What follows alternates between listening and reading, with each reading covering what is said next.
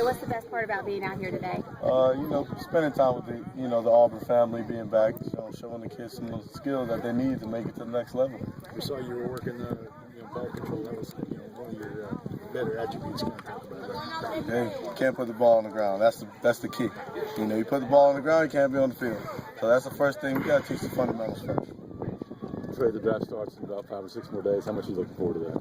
I'm excited, man. It's just been a dream come true. It's something I dreamed of forever. So I can't wait for this process to be over and see where I fall and where I play football. This time you started getting nervous, wondering where you're going to end up? I'm more anxious than nervous. You want to see where you want to play. I've been challenging myself, so I want to challenge myself at the next level now. It's a little weird. As important as you were at Auburn last year, just where running backs are getting picked, not seeing guys go in the first round, that kind of thing. Is that tough going into it knowing you're really valuable, but you might not get picked quite like that? Yeah, sometimes. It's that some people say the position is devalued, but I try to hush the doubters. I try to make as much, value the position more than, people say it's devalued. What are you selling? How are you selling yourself today?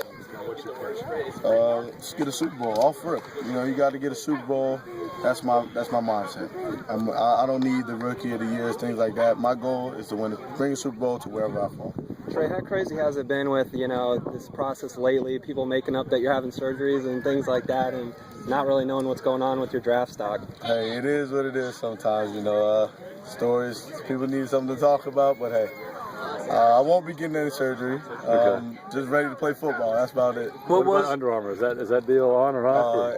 It's still on the table. We're still going over the Under Armour and the Nikes. I have a lot of options, to choose who my endorsement deal, but, it's still under observation. Well, it seems like you're very out there. You want to make sure you squash any rumors like that. You're quick to do it right on Twitter. What's behind that a little bit? Just to kind of put yourself behind that. There's a lot of things that could hurt me in the draft, saying I'm getting surgery, and I'm not, because I'm not getting surgery. So, it's not really just, it's just to correct things. It's not really to put any people down or anything like that, because that's not what I'm about. What was your wrist injury? Out here and your family's out here. Is that what keeps you grounded through all the mess, all the drama? Yeah, of course. My mom also is in charge of, my mom and my aunt are in charge of my marketing. And we started our own marketing firm, Mason Marketing and Management. And they keep you grounded. Of course. What's it been like since the end, that BCS title game to this point today and to next week? What's the whole journey been like for you? Back in the laboratory, getting better. We made it as far as we possibly can go and didn't finish. So now it's time for me to work a little bit harder so now we can actually win the game. Which teams have you visited and worked out for? A whole bunch of teams. I visited a whole bunch of teams from Houston Texans, the Colts, the Cowboys, the Jets, the Patriots, the Dolphins, a whole bunch. Do teams ask you whether or not you'd be willing to be in, like a sharing carries with somebody else, that kind of thing? Most teams, they talk to me about being a feature back. Mm-hmm. They talk to me about being a feature back and, holding the load. What exactly was the wrist injury that you had last season? I had got a sprained wrist in the Bama game, and when I went to the combine, they found a small fracture in my wrist. But most teams don't care. They said it'll heal on its own, so that's all I was doing. I played all season with it, so. You had 3 of your best games with probably a huge injury on your wrist. I don't think too many fumbles either. Not at all. Yeah. That's how you know.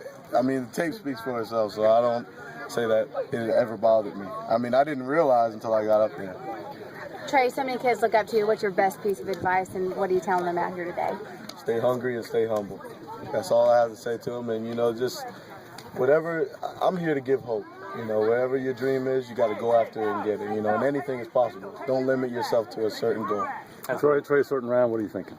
Hopefully the first round. Hopefully I get into the first round. I did all I could to get into the first round, and I tried to perform on the field and bring a championship. So hopefully they see that my goal is to bring a Super Bowl to wherever. Where are you going to be? Where are you going to be Thursday, Friday, Saturday? Who's going to be with you? I'll be with my family, my mom, down in Florida, just so I can experience the moment with my family. What's the last 3 months really been like for you to kind of, some of the players have said, it's some overwhelming, Greg has kind of been all over the place. What about yourself? Have you been overwhelmed by the process at all? Not really overwhelmed, it's been a dream of mine forever. So you kind of expect certain things.